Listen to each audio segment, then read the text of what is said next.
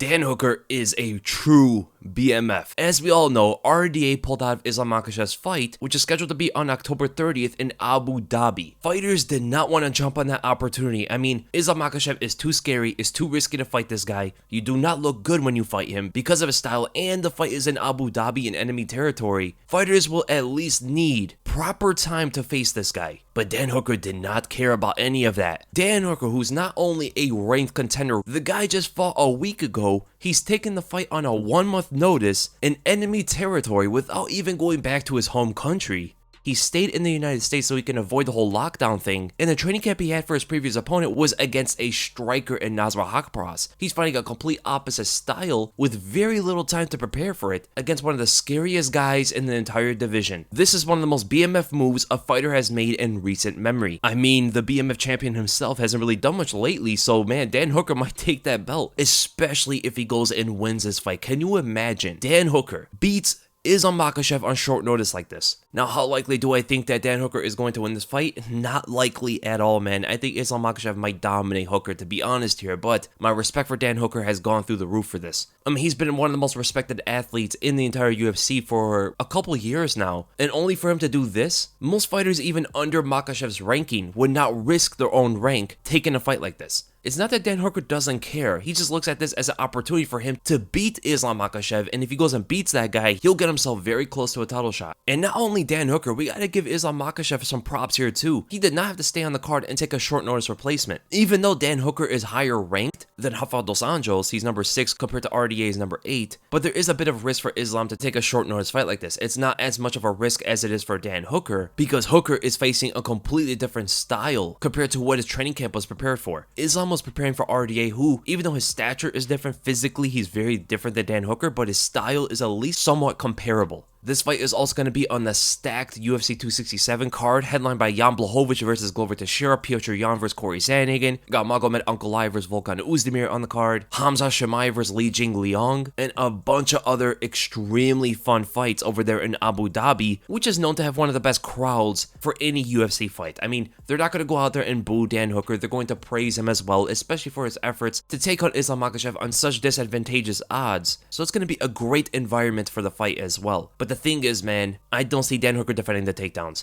He can try to do some things, try to land a knee here and there, and try to keep reach on Islam Makhachev as long as he can, but Makhachev is faster than him. Makhachev has better footwork. He has higher fight IQ, just generally speaking. He's exceptional with his defense in the striking range, and his single legs are so fast, I don't think Dan Hooker is going to see them coming, to be honest. And one takedown from Makhachev, and Hooker is going to be on the ground for the majority of the fight. Even though how great his takedown defense is, Dan Hooker has great takedown defense in this lightweight division. For an example, he defended 6 out of 7 takedowns from Dustin Poirier. He defended all 3 takedowns against Iaquinta, defended the 1 takedown against Gilbert Burns, and defended a takedown against Jim Miller as well. As great as that is, Makhachev is by far nowhere near in comparison the best wrestler Hooker has ever fought in his entire career. Like, the next guy would probably be Al Iaquinta, but there's such a big gap between Iaquinta's wrestling skills and Islam Makhachev's. Hooker is extremely tough. He's not going to wither under the damage. He's going to try to fight his way back the entire time, and honestly, what I see is the beginning of each round is where Hooker is going to be dangerous. Because the fight starts standing, he's going to try to do whatever he can to catch Islam Makhachev coming in or catch him from a distance in case Makhachev is pacing himself. But ultimately, I can see the footwork just giving Hooker a bunch of problems. There's going to be a lot of resetting for Makhachev. There's going to be a lot of feints getting thrown at Hooker as well.